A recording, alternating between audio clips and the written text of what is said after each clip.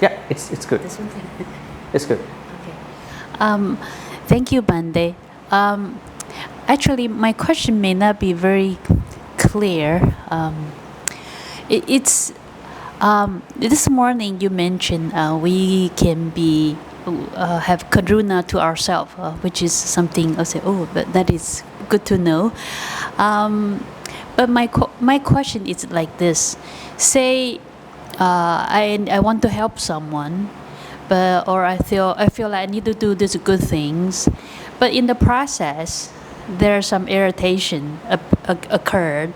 Okay, I feel like I'm not 100%. I do it, maybe I'm doing with a little hesitation. Now at that time, should I be compassionate to myself and then I say, maybe it's okay, or I should? What are the is there something like a checklist that I say, hey, no, actually you are not being compassionate enough, you don't have wisdom enough, you should follow through. So sorry, it's not very clear. Yeah, so that is coming down to wisdom part. Oh, As I said okay. earlier, any good quality in the Buddhist teachings need to be done with wisdom. So we have to find the answer from wisdom part, not compassion itself. So it's Now your question is that you are a little bit hesitant. hesitant or irritated. Should I proceed or not? Yes. That means you may have had experiences with that person or not. Maybe the person could be somebody similar to someone that you had a problem before. So anyway, regardless of any such insecure feelings about your good activity, but you really want to be compassionate. So at that point, let's go to the wisdom part. Is this the good time to help this person?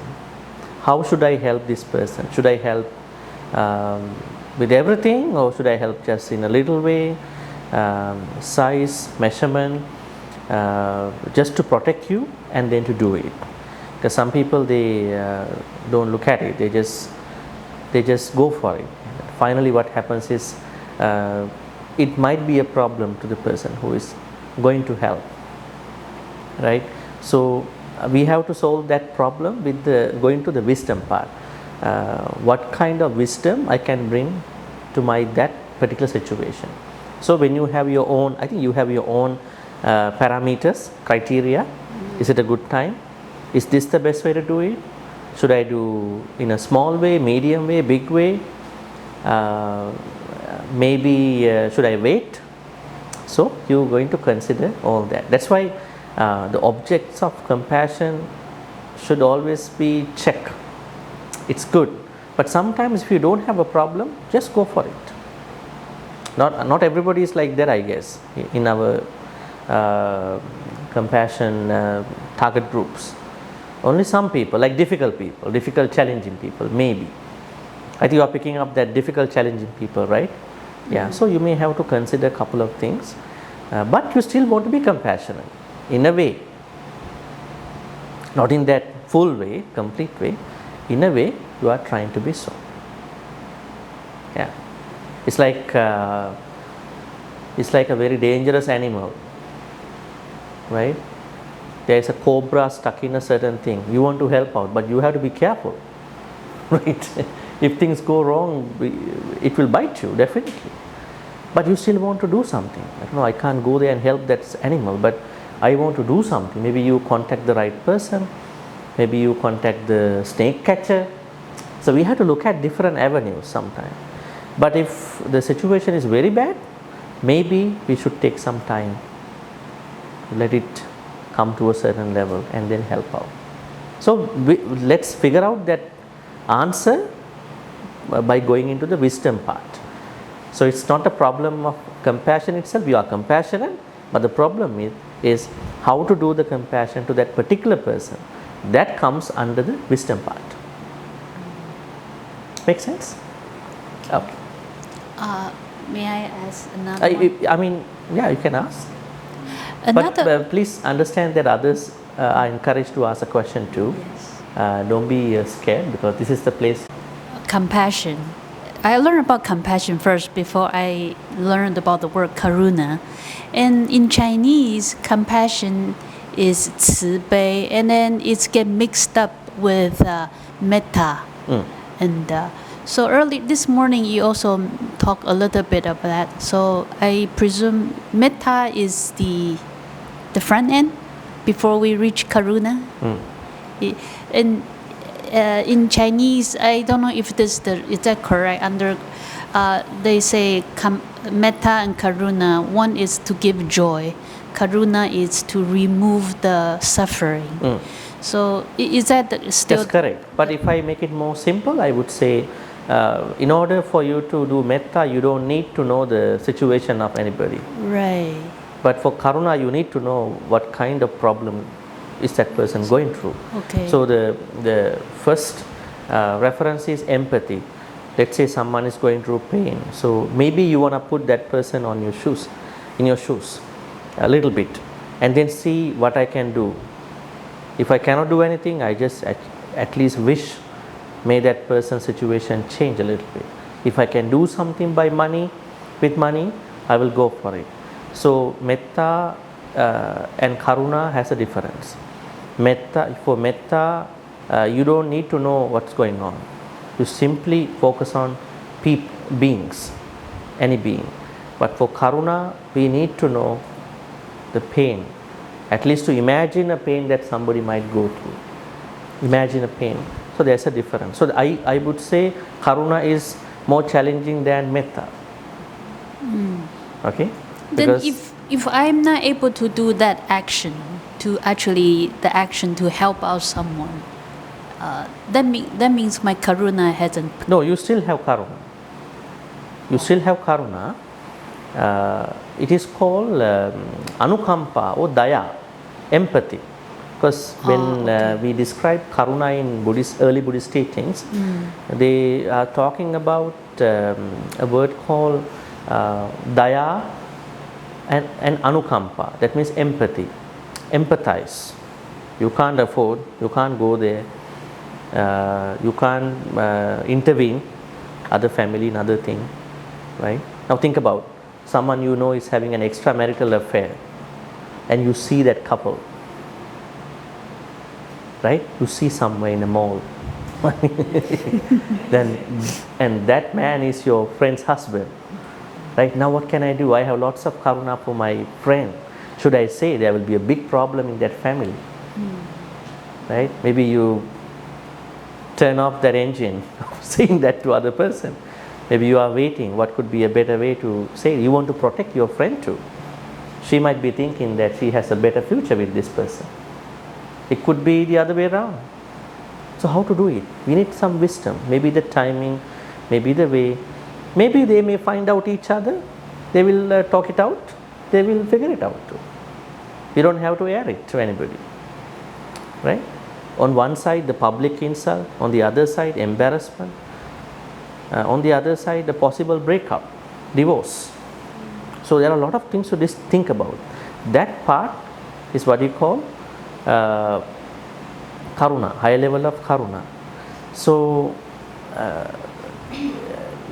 in order for Karuṇā to happen, you don't need to fully solve the problem. At least you have the empathy and you can do a wish. May that family get together and then find their problems. And so that wish, inability to go at this point for some other problems, prevents you from being compassionate. So each case is different. It's like paying tax by a rich man and a poor person, Rich person has to pay a lot. Medium income person will pay a little bit lesser than that. Maybe low income will not pay anything, right? But they all have to report the tax, right? That's the thing, report the income, right? So everybody is part of the taxing process. Not everybody is going to pay the tax, right? Let's say a rich person is going to give a dana, like a generous act. So in his or her way, he will have to spend a lot according to what he or she has. But the medium income one will do it a little bit lesser than that. Maybe the low income one, as you said, can find a different way to be generous. Maybe go and do volunteer, help out, giving time. So they all are done. So still it is considered, it can be considered as a compassion. Still, it depends on the situation, person, what you can do. Yeah. Thank We don't find people like water, you know, when water goes to a swimming pool, it takes the shape of the swimming pool. When it goes to a cup of a glass, the water takes the shape of the glass. Right? We don't find that kind of all good people. We find different people. So then we have to adjust. We have to adjust our compassion in a better way. Right. There is a sutra on metta. Is there a sutra on compassion? Sutra on? Compassion. Karuṇā? Yeah. Attaka Nagara Sutta is one, Majjhima Nikaya. Oh, okay. Yeah, Attaka Nagara Sutta, where the Buddha says even meditation on compassion can take you to Nibbana. No samatha, no vipassana. Metta meditation alone can help you to attain Nibbana. Karuṇā meditation alone can take you to Nibbana. Mudita meditation, if you do the retreat one day, can alone take you to Nibbana. Upekkha meditation alone can take you to Nibbana.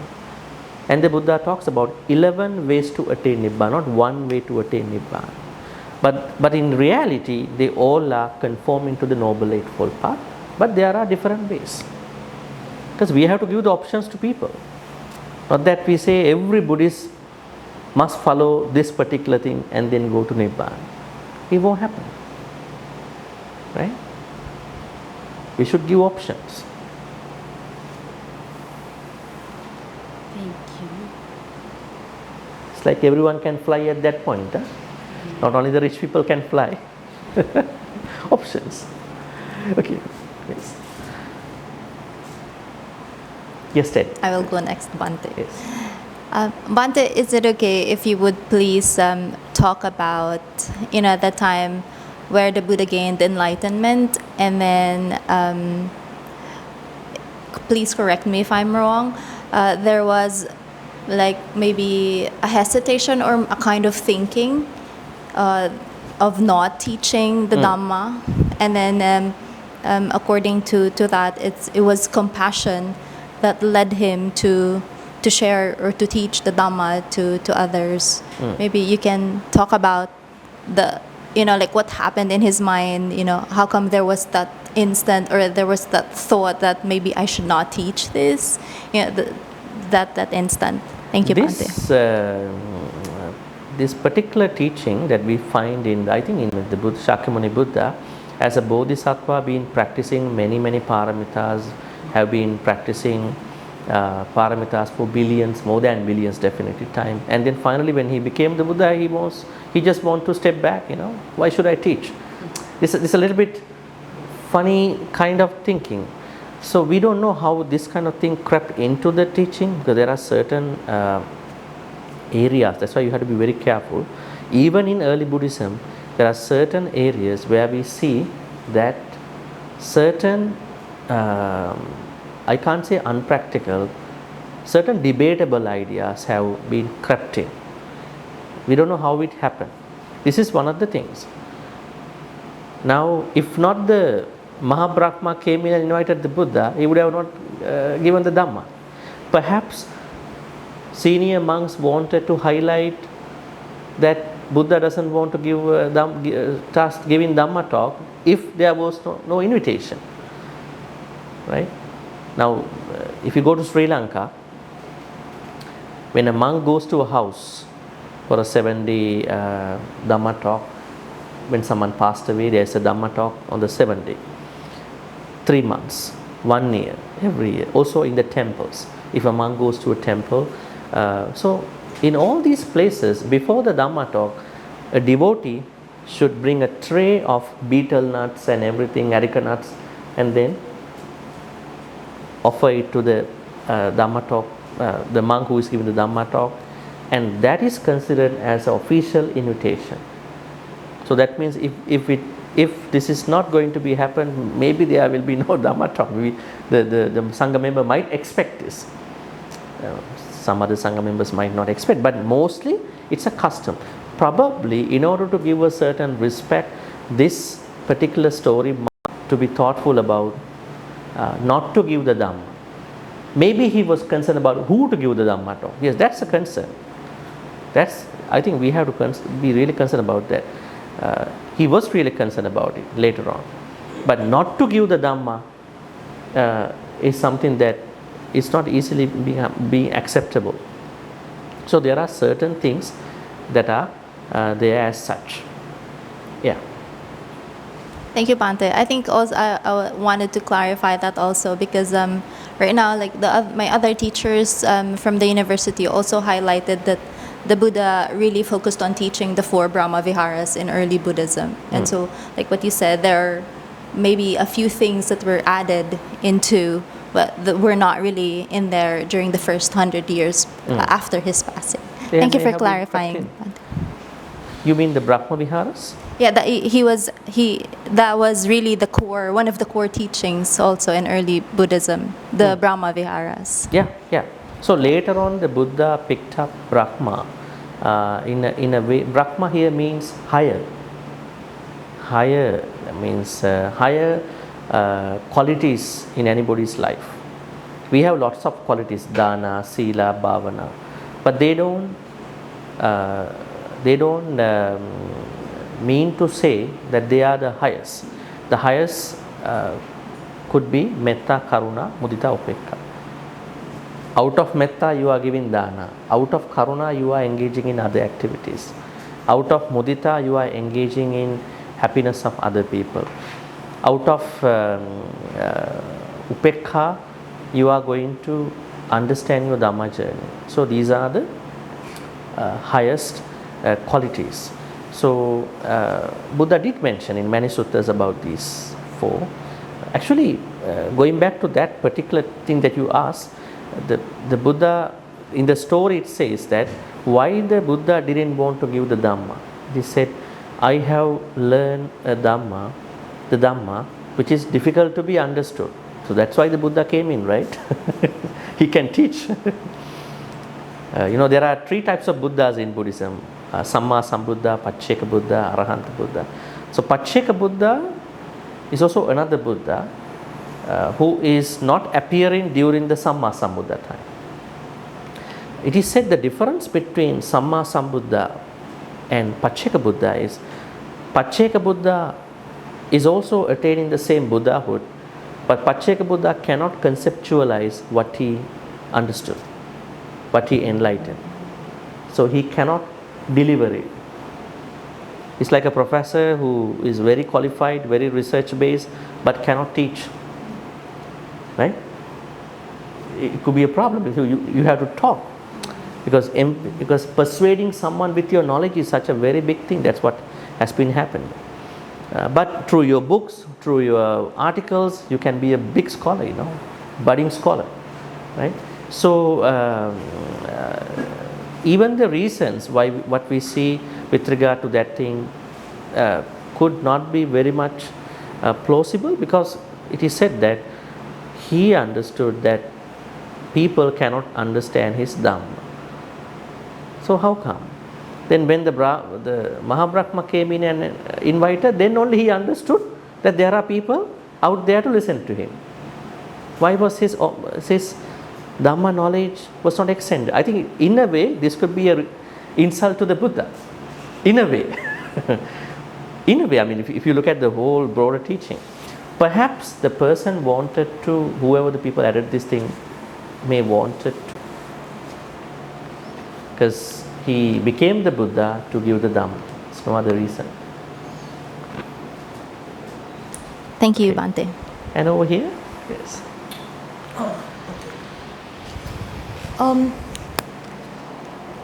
When we talk about compassion, is it like a feeling that you want to help? Is that exactly? What if I don't feel that? I mean, for example, you already get this feeling that when you help, it's not helping at all. For example, when you give food to somebody on the streets, it just it doesn't help them because it just um, takes away their motivation to better their lives, and you don't help, is that also a way of compassion, or you really need to do something, or you need to have good intentions on your mind? Well, compassion has an affective process, feeling process. Compassion itself is related to feelings, Okay. right? Because how do I understand the pain of others if I don't have feelings? But the thing in your example is that, let's say you have no feelings, you just want to help out somebody. You have no feelings about regret, remorse, pain, at least the pity part, right? But you simply want to help out. But it is still a compassion from outside for the beneficiaries.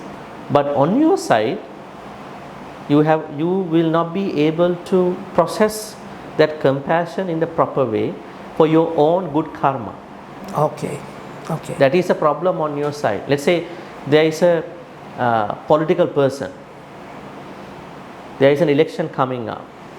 This person is so messed up and want to give away lots of things to people to get votes, right? So for other people, it's a big dana, right? But for him, it's not a dana. He has some ulterior motive to get the votes, right? It's because he has not processed the dana thoughts. But still, it's a good thing if this is proper money, yeah? If it is not unethical money. So we have to process every time. If we could do something to other person, it's better to process those proper thoughts, especially with regard to compassion. It's a feeling. Now metta might not be a feeling in the first place. Metta is just a good mental state. Okay. Because you don't feel the all living beings for the whole time. But compassion is more likely an affective quality. So it's still a compassionate thought, compassion, but on your side, you might not be doing it in the proper way. Okay. Yeah. All right. Thank you. Okay, so we will be passing to...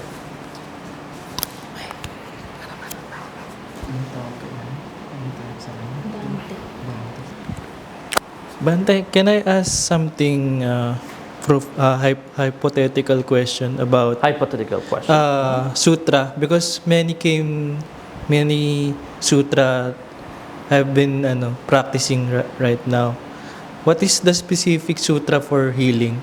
Because I'm a What psychology. is the Specific sutra for healing? for For healing. Healing. healing? Yeah. Healing. What kind of healing is that? It's like Because there are physical healing, mental healing. mental healing. Okay. Well, Buddhism looks at that kind of a situation, asking us to look at the cause of the traumatic experience. Let's say, would you like to specify a little bit a common example for that? I can give a better specific answer for that. Otherwise, I Oh. can just go around. Yeah. Because I'm studying clinical psychology. Okay. Sometimes during our internship before, we had a traumatic experience before we interview. Like, for example, specifically when the typhoon came in the Yolanda in the Visayas region before, we had psychosocial intervention. Like, they're stuck with the traumatic experience that they have been typhooned there. Mm. Like that specific. Okay. All right. So this was an experience. Yeah. You or some people might have experienced. So how to heal from this kind of an experience? So Buddha is asking us to manage our time. There are few sutras, many sutras actually. Majjhima Nikaya has many sutras about it. Say for instance, Baddekaratta Suttas, where the Buddha was telling why his monks are very happy all the time. It's very important to be happy all the time, right? Not when you have lots of money, when you have something good on that particular day. Why they are so happy, right? So happiness is related to regret, trauma and everything, right? And how do we process our negativity? He said it is because these monks and they properly manage their time. What is managing time? Wake up at 6 o'clock, go to bathroom at 6:30, get out of the house 7 o'clock. Is that organizing? That is normal organizing. But this is organizing our thoughts. And he said in the first place that we should not worry about the past. That's number one, to get out of this traumatic experiences. Because normally trauma has happened in the past, right? Trauma is in the past, not now, right? Now what can happen is trauma might be haunting you, in you. But trauma happened in the past. So you can go to the past to check what may have happened, where you blundered, where you made the mistake, but don't live in the past. Right? Don't dwell in the past. Come back here. Why? Past is gone, now this is the moment, this particular moment. Then, what about the future? Now, why people who are saying that they are traumatic with the experiences, they are feared that it would happen again, right? Yeah. Future problem. Also time. And then the Buddha said, go to the future, plan ahead, but come back here because future has not yet come. You need to plan for the future, but don't live in the future. Why the Buddha is talking this present moment is very important, because this present moment will be the past and the future in a moment of time. Think about 3:30 now. In a moment of time, 3:30 will be in the past. 3:32 will be in the future, but we are becoming into that 3:32. So a successful person, a person who is healing, must manage time spiritually, not just materially. How to manage the time spiritually? Bring in the right attitude with regard to the past, with regard to the future, with regard to now. Few years back, maybe 10, 15 years back, a German Canadian, Eckhart Tolle, wrote a book, The Power of Now. It was a best-selling book at that time. Yeah. Satipatthanas. The power of now is what? Power of now at this moment. We always think the power was in the past. Maybe the power will be in the future. So if you manage your time right now with regard to that particular trauma, that typhoon, if you have the right attitude, maybe you want to take care of yourself, maybe what kind of attitude should I have, then you should be okay. Now, in Asian cultures, parents sometimes don't like to bring children into funeral houses. Yes. Right? I don't know what is happening here. They don't want to bring children because you will see they may have a certain, I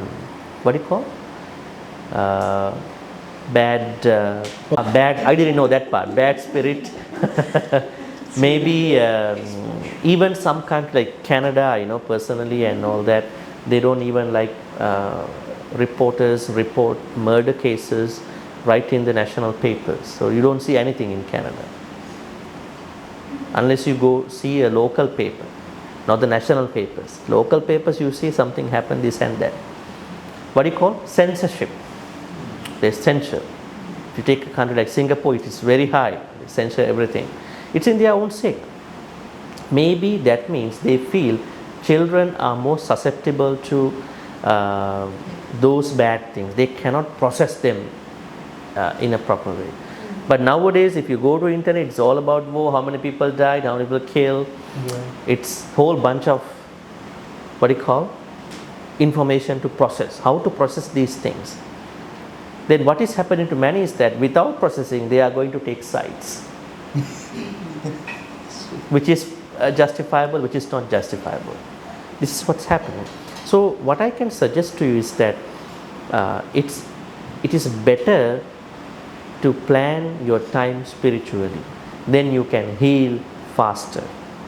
Even understanding that teaching can give you a lot of healing. It's about timing. It's more like cultivating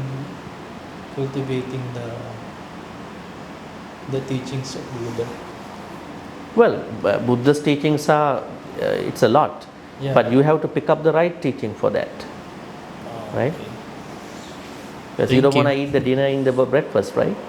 Yeah. You don't eat the lunch for the something else. So there are teachings that we have to take the right teaching, right? Particular thing, and then understand what to do. For traumatic experiences, it's all about time management. Time management here does not mean what should I do, what should I not do. It's more about bringing the right attitude. I could say sammaditthi, right view. Bring sammaditthi onto the past, future. Take for instance, who was not influenced by negativity in their life, in their early life? Tell me. Everyone has their own negativity. Yeah. We were not protected by the VIPP protection when we were born. Since we all had our certain problems with certain people, situation, countries. So how to look at those situations now? We are safer than that time now. We don't have those troublemakers anymore in our life, perhaps. We have distanced them. Maybe they have gone away. Now we are much better. So being here right now, feeling that I am safe, I have my own future, I should plan myself, and bringing the right attitude towards those incidents, right? So weather incident, people incidents, so bring that attitude. Especially what I'm asking is come back here, because this moment should not be wasted. That is healing. Yeah. A lot of people who are struggling in their life, they always go to the past, get stuck in the past, they cannot come out of the past. They are struggling even more. So that is the healing. And if you want to discuss other types of healing, there are so many types of healing. Understanding Anicca Sanya, Girimananda Sutta. Actually it's about timing too. Things are changing. How to understand the things that are changing, right? But for this particular issue, I would say time management and bringing the right attitude towards the timing. Thank you. Okay. And then maybe behind. Yes, we'll come slowly. Yes.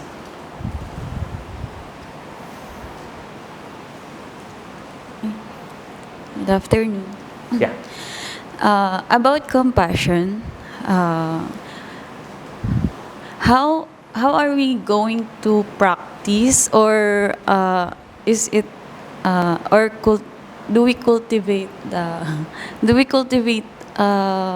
feeling of compassion, or compassion?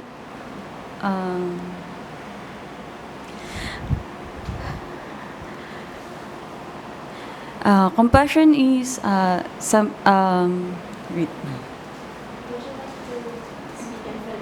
Oh yeah. She can translate for you. Please. Yes. Sorry. You can say in Tagalog. Yes. Let's go ahead. Di ba po yung compassion, it's about something na when we understand the situation of others, like putting ourselves in the shoes of others, it's easier if we experience the same circumstances, right? But example, in my case, in helping the homeless, though I didn't experience, I never experienced being a homeless, but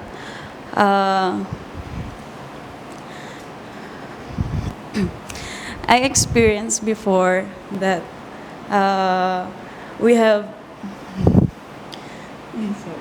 You wanna say in Tagalog to Terry? She will translate very fast. Yes.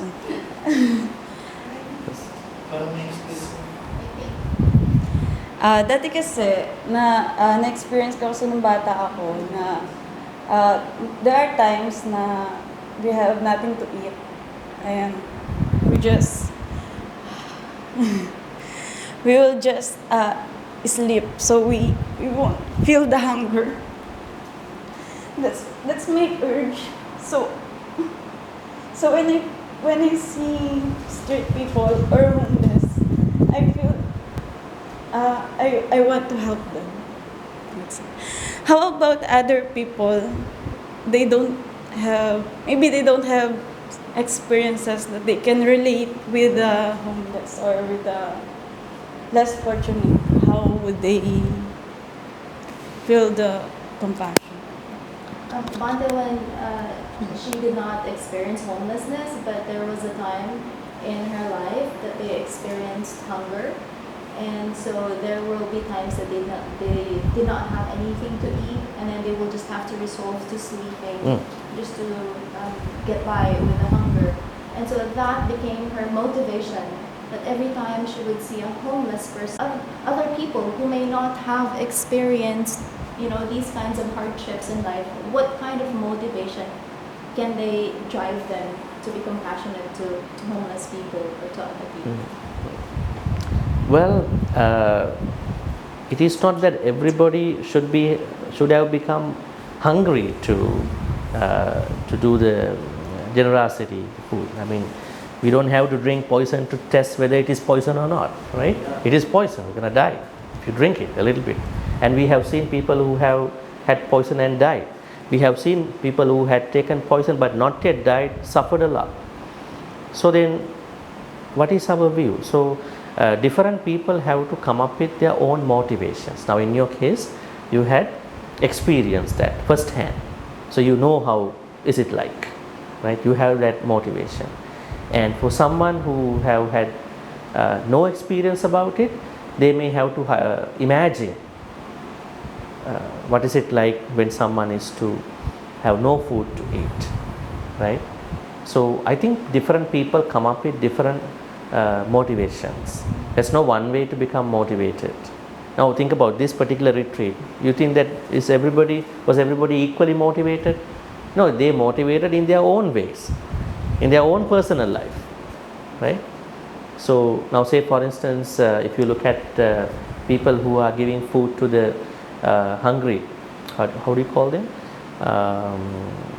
People who have no food. I think there are people who are really good in their life since the beginning. They want to give food. They want to donate. So as you say, there may be someone who might not have any motivation because they have not yet experienced it. There may be, but it's not a universal thing. So yeah. But what we understand is you really know the problem. You have a first-hand experience. So that is clear over here. But it doesn't say that others are not going to do it. Others are doing in their own way with their own motivation. Yes.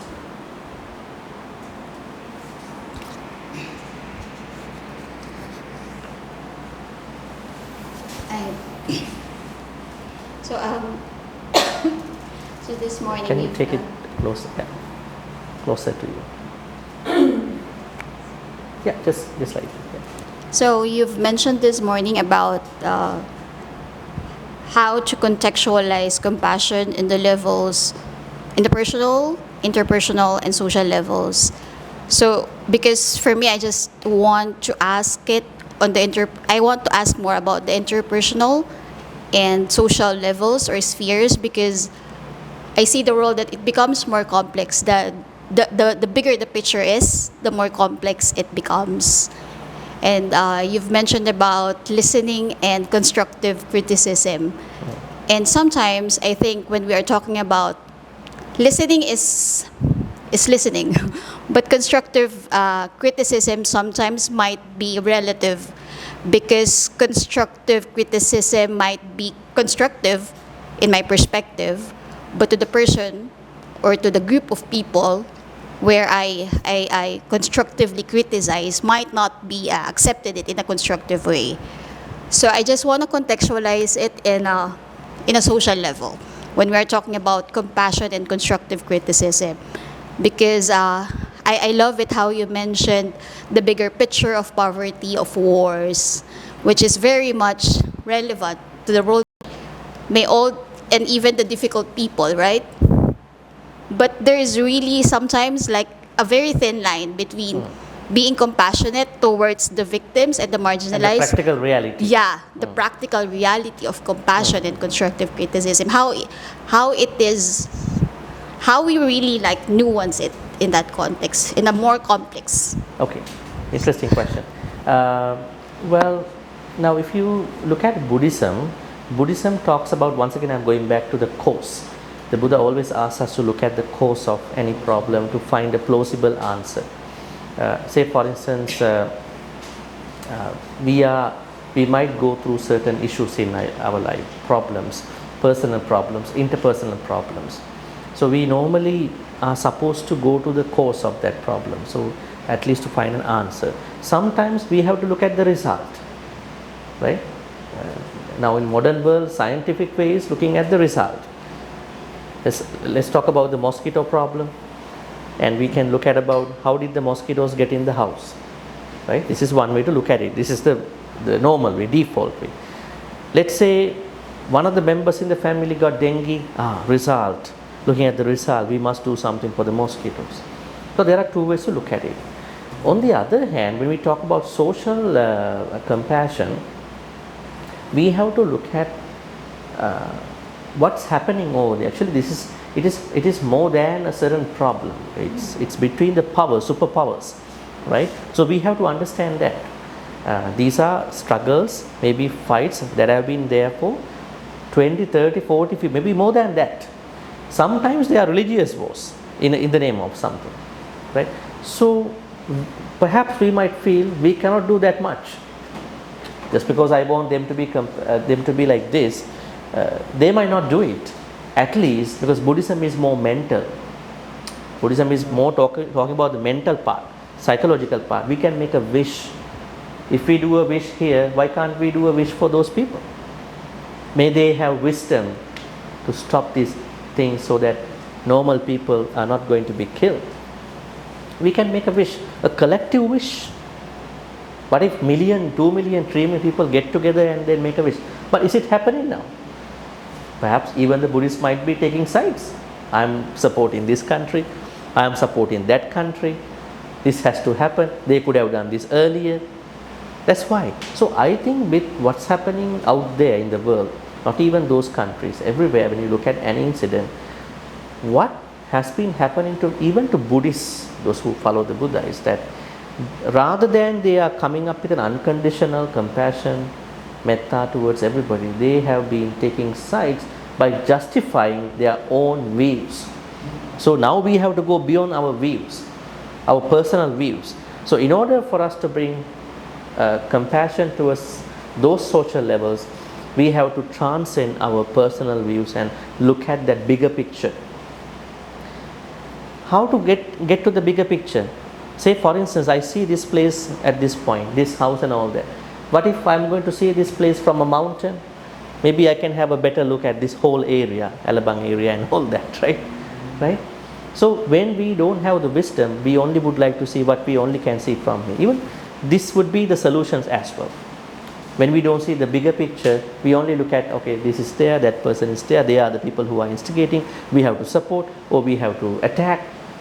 So we have to go beyond the visible naked picture, and then to wish, we can wish, we can give our compassion as a wish to those people. But idea wise, decision wise, we may not be able to do much. But we can, I think the wish is more powerful than a decision. So that is what we can do. So number one is at least we have that collective wish. May those people be safe, and then may those countries at least come to an agreement not to continue that way without having a discussion, right? So I think this is what we can do. But still, what I want to highlight is that social compassion should happen in our way. Not even this, let's talk about other things too. Sustainability of the environment. right? Maybe, there are many things to discuss about it. CO2 emissions, right? And waste management problem, right? So, we can talk about a lot of things about social suffering as a country, as a global platform. So, whatever we settle in one day, 2 day, 1 year, 2 year, but if we all can do together, there might be something happening one day as a collective wish. Yeah. That makes sense, huh? Okay, good. You pass the mic.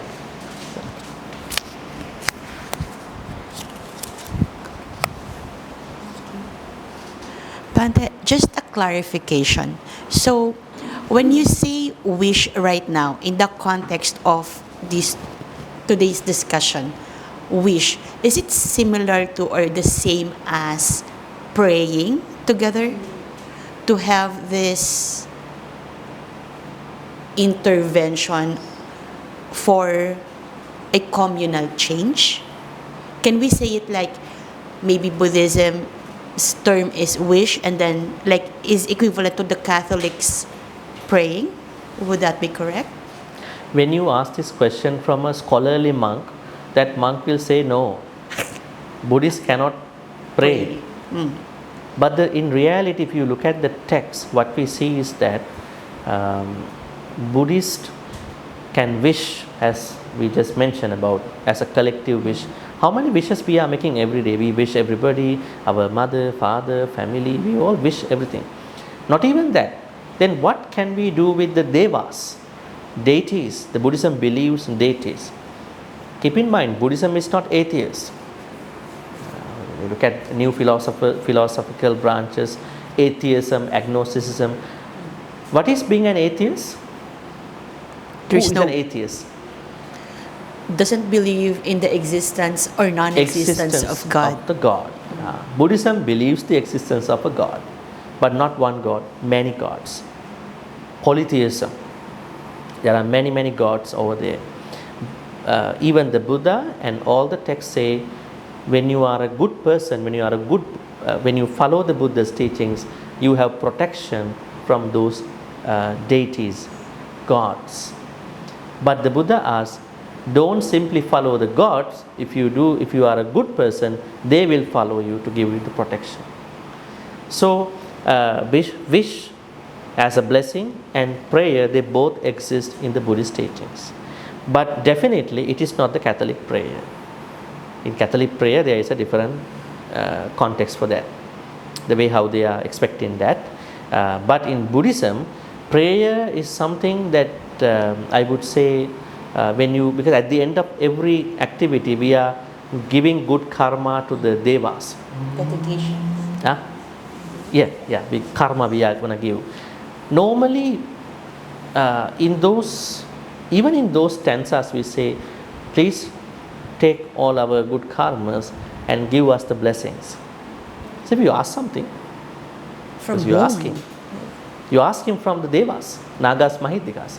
That means kind of a prayer, but it's not that exact Catholic prayer, because Catholicism is an Abrahamic religion. Buddhism is not an Abrahamic religion, because Buddhism says that if you want to be a happy person, you have to behave well. Then that behaving itself be your blessing and your prayer. But at the end of all this good karma, we simply remember the devas, things from gods. So I think in the culture at this point, the both are happening. But if you are a good person, you don't have to pray. If you really follow the Buddhist teachings, you don't have to pray, because protection is embedded, complementary. Prayer part is embedded in that, because there is no need for a prayer. Because Buddha says, you are more powerful than anybody else. Who said that? Humans are more powerful than the devas. Why is it? Humans can change their mind into higher levels. Devas cannot. Devas are just happy beings. They are only happy. Human mind is more powerful than Deva's mind. But the range of the Deva's mind could be higher than the humans. But the transformation is little hard for them because Devas are having lots of happiness. Humans have not too much suffering, not too much unnecessary happiness. So it's really balanced out. So I would say if you are a good person, then protection is embedded. It's a complementary protection, so you don't have to worry about it. Okay, so follow-up question. And this is like going out of the compassion Yeah. thread. But it's more of, now that we've established that yes, there are the devas that we can ask or that can protect us. Now, my question would be, is it correct to look at it in a way that humans are actually even higher than the devas? Human actions are Humans are actually higher than the devas, than the humans gods are higher than Devas in spirituality. in spirit. Not in their body, not in their power. Ah, Spiritual power, humans are more powerful than the Devas. okay. Then why did Buddha want to become a human and to become the Buddha? He could have been in the heaven. He came from the heaven. He came from the Tusita heaven. He could have been attained Nibbana over there. He became a human. That's why some of the neuroscientists long time ago, they were talking about MRI and all these things. They find out that a lot of cells in the brain are not awakened. They are sleeping. They are hypothesizing. What if, I think this is parallel to your question, what if all these cells are going to be active? What kind of transformation would happen to the humans? Then what if we hypothesize the enlightenment is something where someone is activating all those cells? What could happen to someone? So we don't talk about the cells of the Devas. Devas are Devas. Right? They must pass away and become a human. All the Buddhas must become humans to become the Buddhas. Human nature, the power of the human, spiritual power of the human is way, way higher than anybody else in this whole universe. Like So- the potential of humans. Potential for the The transformation. Thank you, Bhante. We can take maybe 2 more questions and then we will wrap this up. Yeah. Yes, please. Back. Yes.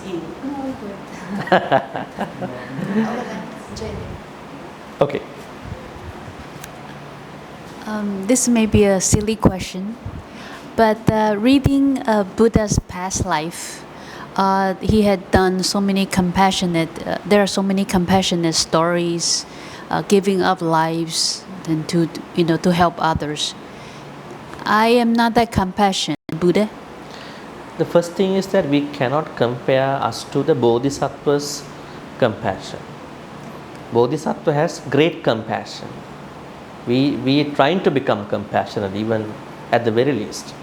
So Bodhisattvas have to do it in a very enterprising way because they had to fulfill their paramitas, perfections. In Mahayana we know there are 6, Theravada we have 30 Yes. perfections. So then Bodhisattva has to fulfill them in order to go to the fruition before they become eligible for a full enlightenment. So my suggestion is don't try to compare you to the Buddha because the Buddha state is very different. So what you can do is try your level best to be compassionate in your own way. Okay, Your own way is the best way for you. Yes, that is We the don't want to second. change anybody's compassion. They have their own. Now, say for instance, her way. She said that she feels very compassionate when someone is looking for the food because she had experienced that firsthand. She has a reason to work on that side, right? So may she work on that side. Maybe one day you may start a food bank, you never know. Right? So, in the same way, we don't have to compare to the Buddha. We learn from the Buddha what to do. We will try to do in our best way. Okay. Then that leads to the second part is, what's the effective way to improve my compassion power? Wisdom. Oh, it has to be through Yes. wisdom. Wisdom infuse compassion. Wisdom infuse metta. Wisdom infuse mudita. Wisdom infuse upekka. Wisdom infuse generosity. Wisdom infuse balance. Wisdom part. I think we have to work on that in better ways. How to do it, what to do it, better timing, understanding people around us. Yeah. Okay. That takes some time. Okay. Thank you. That means we should invite Bhante back to talk about wisdom. Thank you. Yes. Okay, last question, I think. Yeah. And then we will wrap this up. Yeah. Issa's question will be $1 million question. It's a burden. But my question, Bhante, I feel is quite simple, but I hope you could speak a little more about it. I've read some parts in the suttas where sometimes the Buddha was very strong in how he corrected some of the monks. Like he would say... Discipline. Yeah, discipline, yes. But sometimes, because when you read the translations, I'm like, oh wow, it even has exclamation point. Like, oh, it's very strong. And then I feel it's really out of compassion. But then I understand that it's the Buddha and he's very discerning and he has a lot of that wisdom that you were speaking about. And so could you speak a little more about like how we can, well, we do not have that kind of wisdom yet, but I guess speaking in a kinder manner, but still with compassion is like the acceptable way, or is it like unskillful already if there's a strong way of saying things, but it's infused with compassion, I guess. Do you mean disciplining us or other people? It could go both ways, because sometimes even if I talk to myself, then it could become very strong, then I would become discouraged. Yeah. It goes both ways. It goes inside and then We are today talking from our unenlightened perspectives of practicing compassion. And one of the things I shared in the morning was that have some compassion for your self-growth. We need to have a lot of compassion for us. Don't try to push so hard, rush so hard. I think you are not happy when someone pushes, hey, it's too late, maybe you are going for a restaurant, you have a lot to decide in the menu and someone is pushing you. You must decide very fast, otherwise they take a lot of time to prepare the food, right? But you really want to check the whole pages and go for the best menu, right? Maybe entree, whatever, right? So we don't like to be pushed, rush. We want some time to decide then. So I think number one is we need lots of self-compassion for us. This is what one lady, Christine, I think she wrote a book, Radical Compassion, which is a little too high, too extreme, but accepted in the Western world, America. But we look at it in a way that we have to have some compassion for us to process what's happening. We would like other people to understand our space for deciding certain things in our life. So compassion for self-growth. So when I say self-growth, yes, that itself is discipline, right? So let's say there is someone who wants to decide as a New Year resolution. On 2025, January 1st, this year, I'm gonna cut down sugar intake this year. Maybe I'm like 85 kilo, weight. I want to go down, trim down to 70 this year. But we don't know whether this is a realistic plan, Not that you stop all the food and you will become by March, you will lose all the kilos. You'll be like this. So number one is that don't try to push yourself too hard for the self-growth. Look for a realistic plan, even when you want to discipline yourself. Think about recently in Malaysia, there was a lady who was killed by her own son. She got 3 sons, and her husband passed away this year. She was a teacher. So in the story, what I understood was that the first son, second son, third son. The second son was always scolded from morning to evening. You have to study, do this, do this, do this. You have to score. You had to go for IB, whatever. And then one day, while the mother was sleeping, just a few weeks ago, he went and stabbed the mother, and she died in the bed. And then the elder son came out, and he even stabbed him. He also passed away. And the third son came out, and he said, if you want to be died, you should be there. Otherwise, you should get out of the house. Right? So why are these things happening? Maybe mother had good intention, but she didn't know how to process this in a way that is measurable for the second son. Second son couldn't take that much. I'm not trying to justify what he did, right? But he couldn't process a lot of things in his own way. So that's why even for us, we don't need to rush. We don't need to push us so hard. Let's look for some realistic ways to discipline us, right? If you want to go sugar free, find a realistic plan for that. Not that you decide all of a sudden, from today, no sugar, nothing. After 1 week, you think, I want to compensate now for the 7 days and eat lots of sugary products. That's not going to be a realistic plan. Maybe you are going to, I think in psychology also they are talking, if you are a heavy smoker, if you have maybe a couple of cigarettes a day, you're going to slowly reduce it. Maybe if you have 10, you're going to make it to 8, maybe you're going to make it to 7, 6, 5, maybe 2. A very realistic plan is necessary. I think that kind of a discipline is what Buddha wanted us to do. When he was addressing monks and nuns, it's a whole different level because they are already in a discipline. They stick plan. It might take some time. Yeah. Thank you, Bhante. Yes.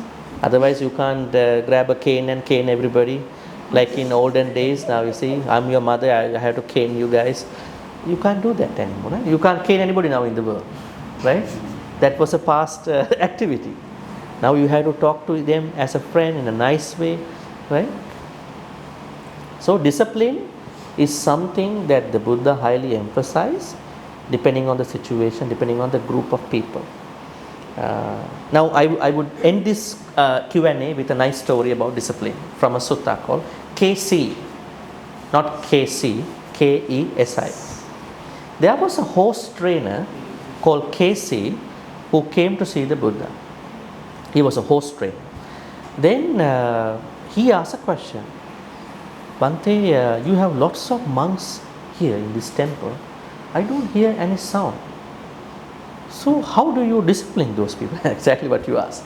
How have you disciplined them? The Buddha said, I have disciplined them in many ways. So they are enjoying the noble silence. So I have a question. I understand everybody is not equally amenable to become disciplined. If you are a teacher, you know, like 1 out of 30 can be a disruptive student in a class. It happens everywhere, right? So what if there is a monk or a nun who doesn't listen to you? What would you do? Actually, before that, Buddha asked him questions. The Buddha asked, Casey, how are you? You are training lots of horses. So what do you do when a horse is not listening to you? How are you going to train that horse? That's a waste of time. I'm going to kill him, you know. It's a waste of time for me. I have lots of other horses. Okay. Then he asked the question from the Buddha. What would you do if a monk or nun doesn't listen to you? I also kill that monk. Oh, really? I never heard the Buddha is killing his disciple. I kill them in a different way. What is that? The moment I understand the monk or nun doesn't listen to me, I stop advising, guiding them. When I stop guiding them, they are killed already in the discipline. Actually, it's true. When you lose a Kalyana Mitta, you don't get that advice anymore. Guidance is stopped. you are lost in your own world. So then the Buddha said he has 3 ways of training monks and nuns and disciples also, lay people. Number 1 is that he disciplined people in the nice way. What is the nice way? Let's take an example, 5 precepts. The way how he discusses the 5 precepts is take care of everybody. Take care of other people's belongings. Speak the truth. Eat and drink in a way that you are not going to be losing presence of mind.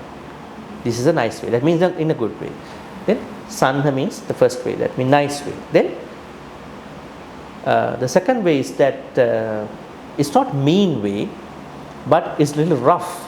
The rough way. The rough way is that when the Buddha said, don't kill, don't steal, don't sexually misbehave, don't lie, don't drink and eat to an extent that you lose your presence of mind.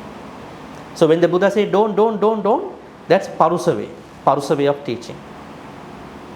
Actually, let's say you get a visitor into your house. If you are trying to say don't do that, that means the visitor, have I done it? Yes. No, just in case. Right? But what if you are telling the visitor, please do that? Okay, that's a pretty brand new idea for me. Good guidance. So the second is a rough way. Third is both nice and rough way. Some people need that training. So Buddha trains people in 3 ways. So that means Buddha knew each individual needs a custom-made guidance. Not everybody can be disciplined the same way. So who has that guidance? It's only by the Buddha. So disciplining is such a whole different thing. For us as lay people, in your case, take your time, have realistic plans, and then work on that plan. Then discipline will be practical. It will be happening smoothly. Thank you so much, Bhante. That's very helpful.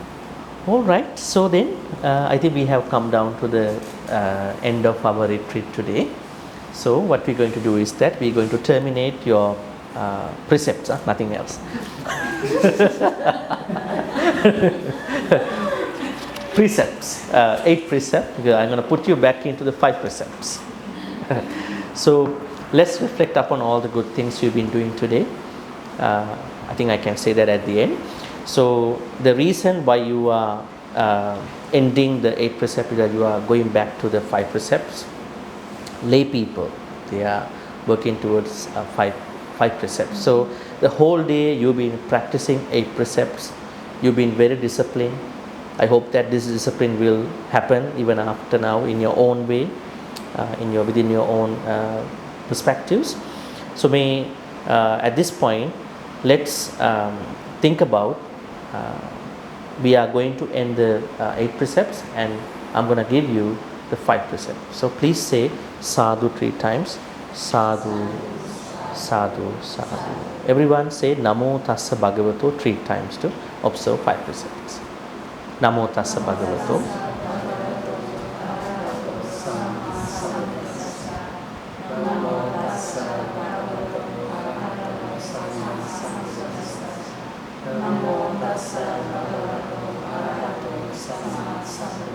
Buddhaṃ saranang gacchāmi.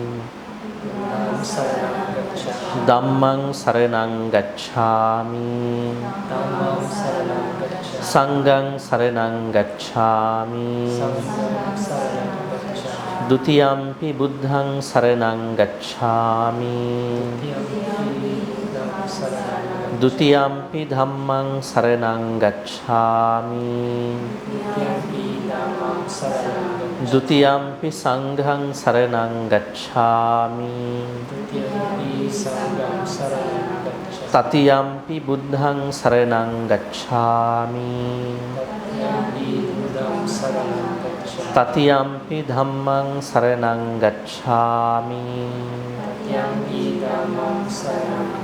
Tatiyampi sanghaṃ saranang gacchāmi. 5 precepts. Panati pata viramani sikkhapadang samadhiyami. Maybe I will say one by one. Panati pata viramani